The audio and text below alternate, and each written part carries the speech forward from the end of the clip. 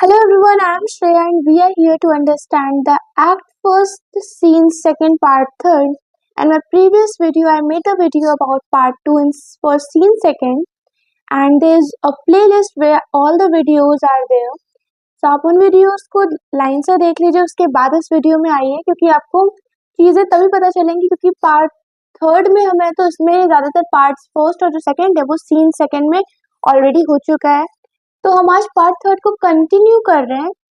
तो जिन बच्चों ने पार्ट थर्ड सेकंड और फर्स्ट नहीं देखा, फर्स्टली पहले जाके फर्स्ट और सेकंड देख लें सीन, उसके बाद इस पे जंप करें क्योंकि ये प्रॉपर एक प्ले है जिस प्ले के अंदर आपको ज्यादातर चीजें सारी एक के बाद एक उसमें चल रही हैं। एंड क्लास 9th में आपके एक्ट 1 और एक्ट 2 है एंड आपका act third fourth and fifth आपके क्लास 10th में है।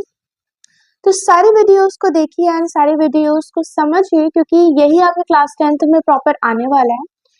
तो be ready for it and बिना टाइम वेस्ट किए चलिए स्टार्ट करते हैं वीडियो को। तो हमने पहले ही वीडियो में बता दिया था कि कैशियस एक घटना के बारे में बताने वाला होता है। तो वो बताता है एक कोल्ड स्टॉर्मी डे होता है। Cold stormy day it means कि एक ठंडा तूफानी दिन होता है, मतलब तूफान बहुत तेज होता है और बहुत ज्यादा ठंडक बढ़ चुकी होती है। जब टाइबर नदी बहुत ही ज्यादा तूफान और उफान पर रहती है, एकदम मतलब कह सकते हैं कि पीक पर रहती है, तूफान एकदम स्टॉर्म एकदम पीक पर होता है एंड सीजर ने मुझे चैलेंज दिया कि मैं उसके साथ कूद कर स्विमिंग करूं और एक सर्टेन पॉइंट तक। अब इसमें क्या होता है कि यहाँ पे सीजर और कैशियस होते हैं। तो सीजर और कैशियस क्या करते हैं कि वो दोनों एक दूसरे को चैलेंज करते हैं कि इस तूफान में स्विम करना और एक सर्टेन पॉइंट तक ही जाना है हमें, मतलब एक पीक पॉइंट पे रहना है।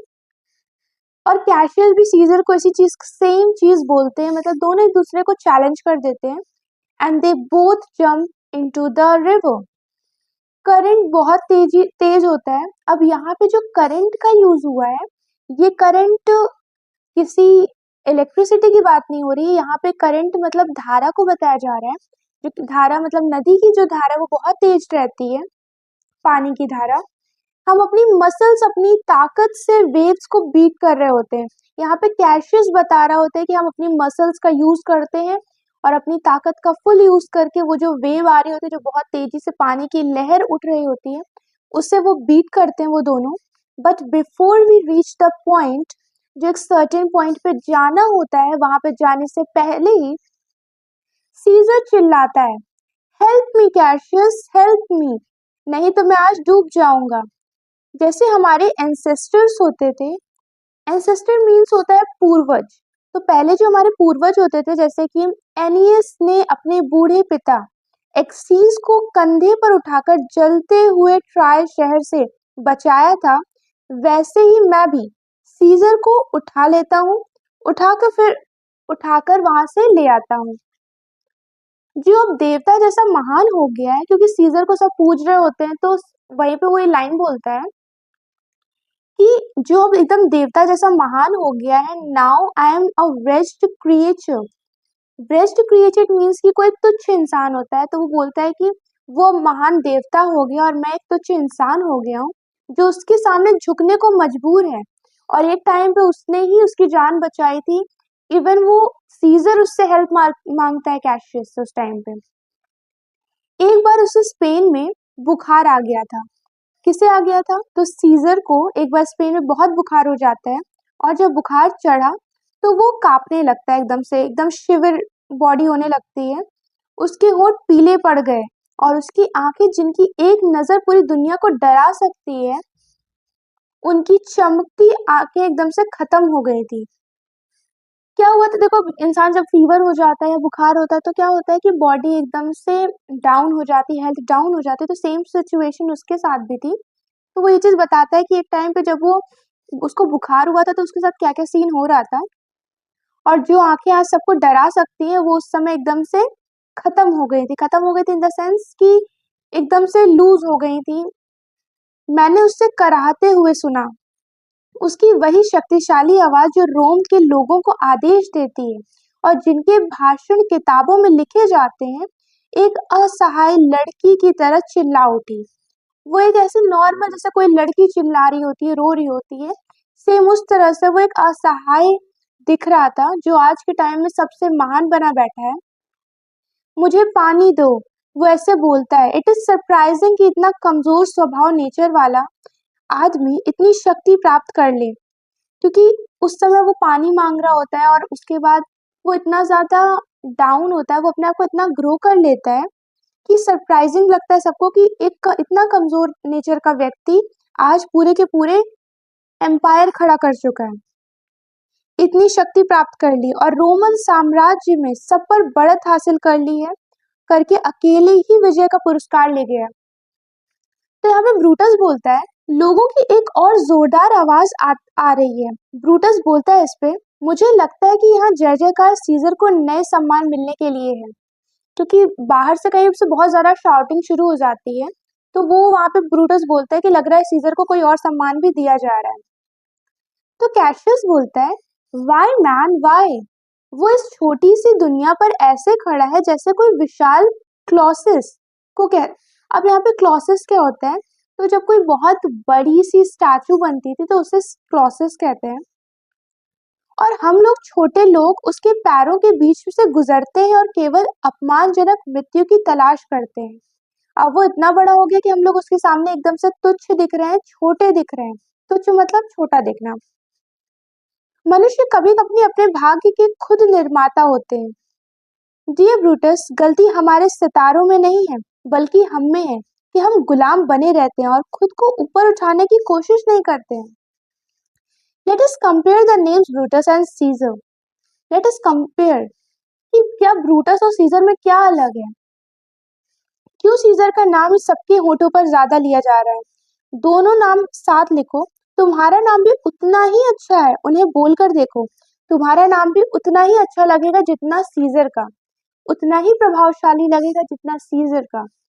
तोल कर देखो, तुम्हारा नाम भी उतना ही भारी है अगर मंत्र की तरह इस्तेमाल करो तो। तुम्हारा नाम भी उतनी ही आसानी से किसी आत्मा को बुला सकता है जितना सीजर का नाम। फिर कैशियस बोलता है, अब देवताओं के नाम पर बताओ, सीजर ने ऐसा क्या खा लिया कि इतना महान हो गया। इट इज वेरी शेमफुल कि रोम ने महान पुरुषों की उस श्रेष्ठ जाति को खो दिया है। मतलब वो सीजर जैसे एक नॉर्मल से आदमी को इतना हाईफाई बना रहे हैं, जो एक टाइम पे ऐसे आदमियों को बनाया जाता था जो कि बहुत ज्यादा महान सच में होते थे। So it's a very shameful for us. कभी भी इतने बड़े कर्म नहीं हुए जब रोम इतने महान लोगों के कार्यों से चमकता था। मैंने भी ये नहीं सुना कि रोम में केवल एक ही व्यक्ति के लिए जगह हो। आज के टाइम में अब क्या हो रहा है कि सीजर को बहुत ज्यादा हाईफाई बना दिया गया, और इससे पहले हर आदमी को एक नॉर्मल दर्जा दिया जाता था। तुम और मैं अपने एंसेस्टर से सुनते आए हैं कि एक एक समय ऐसा ब्रूटस था, एक समय ऐसा ब्रूटस था जो शैतानों को भी रोम में राजा बनकर शासन करने की अनुमति नहीं देता था। एक टाइम पे एक ब्रूटस हुआ करते थे, वो क्या करते थे कि यहाँ तक कोई चाहे बहुत शक्तिशाली क्यों ना हो, कोई प्रभावशाली क्यों ना हो, कोई बहुत ज्यादा ही एक्नॉलेज, बहुत ज्यादा ही हार्ड क्यों ना हो, स्टिल वो उसको वहां पे शासन करने नहीं देते थे। तो ब्रूटस बोलता है, मैं तुम्हारे प्रेम पर संदेह नहीं करता, तुम मुझसे जो चाहते हो मैं उससे कुछ हद तक समझता हूँ। तो जो तुम कहना चाह रहे हो मैं उस चीज समझ रहा हूँ। मैं इस विषय पर क्या सोचता हूँ वह मैं तुम्हें बाद में बताऊंगा। फिलहाल मैं तुमसे और अपने अन्य मित्रों से निवेदन करता हूँ कि इस विषय को आगे ना बढ़ाओ। इस बारे में हम बाद में बात करेंगे। मैं ध्यान से तुम्हारी बात सुनूंगा और इस सब्जेक्ट पर, इस विषय पर सोचने के लिए अलग से टाइम निकालूंगा। तब तक मेरे फ्रेंड्स, ये मान के चलो कि ब्रूटस रोम का नागरिक कहलाते हैं और ऐसे सिचुएशन को सहने से बेहतर एक साधारण गांव का आदमी बनना पसंद करूंगा।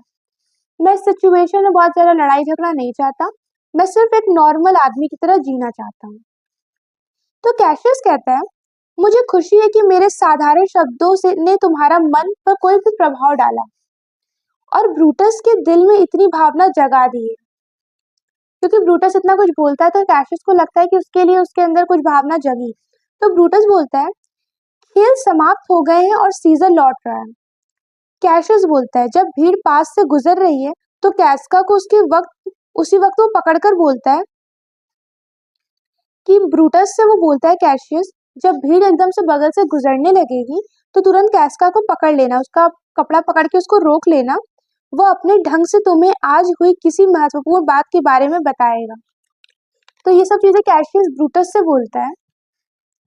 तो बाद में ब्रूटस क्या करता है कि कैस्का को रोकता है। उसके बाद की सिचुएशन होती है कि उसको रोक के पूछता है कि क्या क्या वहां पे हुआ और क्या क्या चीजें थी।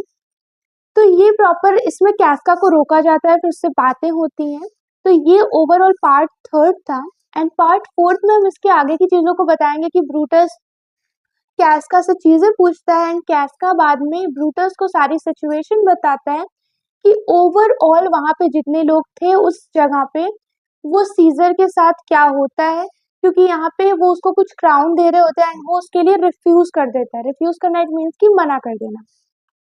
तो ये ओवरऑल आगे की जो स्टोरी है और जो आगे का प्ले है वो और ज्यादा इंटरेस्टिंग होने वाला है। तो पार्ट 3 देखने के बाद पार्ट 4 के लिए रेडी रहिए। बहुत ही अच्छी वीडियो है एंड इसमें आगे चल के बहुत ज्यादा, क्योंकि ट्विस्ट बहुत है इसमें, तो एक भी प्ले, एक भी एपिसोड कैन से दैट कि किसी भी वीडियो को आपको छोड़ना नहीं है। And if you like my video, if you like the present और representation, so like my video, subscribe my channel and don't forget to hit the bell icon for more videos. Love you all. Bye bye.